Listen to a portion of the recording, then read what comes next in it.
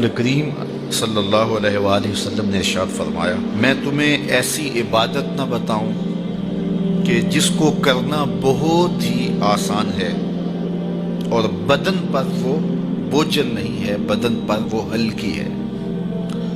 عبادتوں میں مشقت تو اٹھانا پڑتی ہے۔ آپ نماز پڑھنا چاہیں گے تو آپ کو وضو کرنا پڑے گا ٹھنڈے پانی سے، چل کے مسجد جانا پڑے گا، رکوع و سجود ہوں گے۔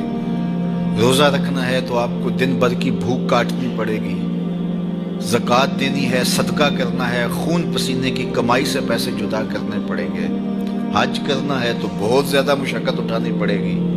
جتنے بھی اعمال ہیں خیر کے، اچھائی کے، ان میں بہت زیادہ مشقت اٹھانا پڑتی ہے۔ یہ طالب علم یہاں پڑھ رہے ہیں، 8 سال کا چلہ کاٹ رہے ہیں، معلمین پڑھا رہے ہیں، صبح تہجد سے اٹھتے ہیں اور شام تک ایک وظیفے میں لگے ہیں، علماء ہیں کام کر رہے ہیں، بہت سارے لوگ، کتنے مشقت والے کام ہیں، تب اللہ کی رضا جا کے نصیب ہوتی ہے۔ لیکن میرے حضور نے فرمایا تمہیں ایک ایسا عمل نہ بتا دوں جس میں بدن بھی نہیں تھکتا اور ہے بھی بڑا آسان؟ اللہ اکبر! فرمایا وہ عمل کون سا ہے؟ الصمت و حسن الخلق، خاموشی اور اچھے اخلاق۔ زیادہ بولنے سے بہتر ہے خاموش رہو، خاموشی میں نجات بھی ہے، ثواب بھی ہے۔ زیادہ بولنے والا جھوٹ بھی بول لیتا ہے، زیادہ بولنے والا گالی گلوچ اور سب و شتم پر بھی اتر آتا ہے، زیادہ بولنے والا کسی کی پگڑی بھی اچھال دیتا ہے، زیادہ بولنے والا غیبت بھی کر لیتا ہے، زیادہ بولنے والا ایسا مزاح کر دیتا ہے جس سے کسی کو تکلیف پہنچے۔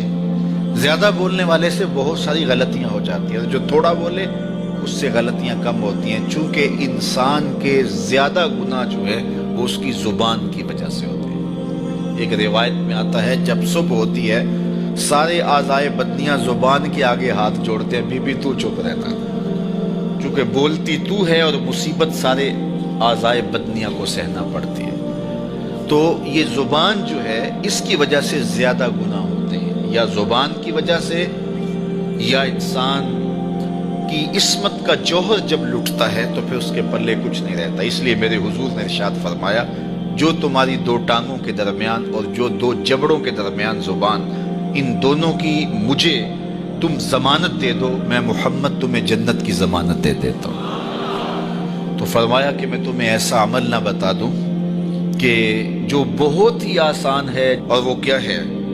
الصمت، خاموشی، وحسن الخلق، اور دوسری بات اچھے اخلاق، رویوں کی خوبصورتی۔ کسی سے ملو تو ہنس کے ملو، کسی سے بات کرو تو لہجے میں نرمی ہو، کسی کی عزت آبرو کا خیال رکھو، بڑے کا احترام کرو، چھوٹے پر شفقت کرو، مخلوق خدا پر رحم کرو، اللہ کی مخلوق پر شفقت سے پیش آؤ، رسول کریم کی امت پر رحم کرو۔ تو یہ ایسا عمل ہے جس پر کوئی مل بھی نہیں لگتا، قیمت بھی نہیں لگتی، بدن بھی نہیں تھکتا، لیکن نامہ اعمال نیکیوں سے بھر جاتا ہے۔ قیامت کے دن نامہ اعمال پر سب سے وزنی جو عمل ہوگا وہ حسن خلق ہوگا۔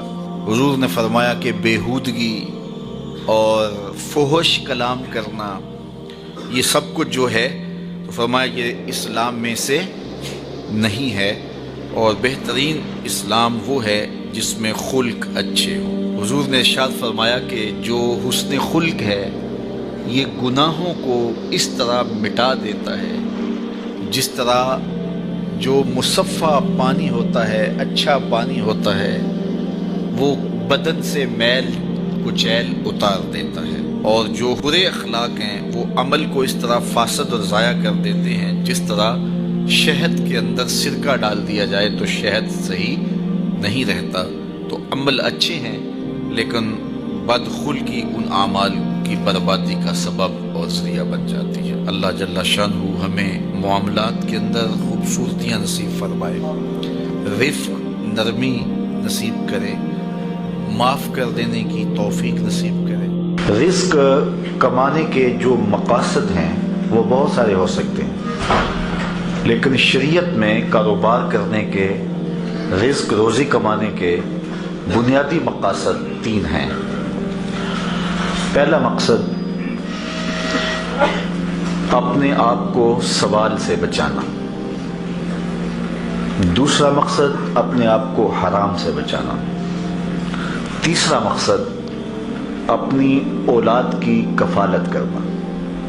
یہ بنیادی مقاصد ہیں جن کے لیے رزق کمانا، روزی کمانا ہمارے اوپر لازم ہو جاتا ہے۔ اور اگر آپ کاروبار کو وسعت دے رہے ہیں، ضرورت سے زیادہ کما رہے ہیں، تو اس کے لیے ایک چوتھی نیت آپ کو ساتھ کرنی ہوگی، اور وہ یہ کہ معاشرے کے کمزور لوگ، رشتہ داروں میں غریب لوگ، میرے ہمسائیگی کے اندر جو غریب لوگ ہیں، یتیما ہیں، مساکین ہیں، معاشرے کے وہ لوگ جو اپاہج ہیں، معذور ہیں، کمانے کی صلاحیت نہیں رکھتے، میں زیادہ مال کما کے ان کی کفالت بھی کر سکوں۔ ان چار مقاصد کو ذہن میں رکھ کر کے جو رزق کمایا جائے گا وہ دنیا نہیں ہوگی، عین دین ہوگا۔ لیکن اگر ان چار مقاصد کے علاوہ رزق کمانے کا کوئی پانچواں مقصد بھی شامل ہو گیا تو وہ ان چار مقاصد کو بھی دنیا بنا دے گا۔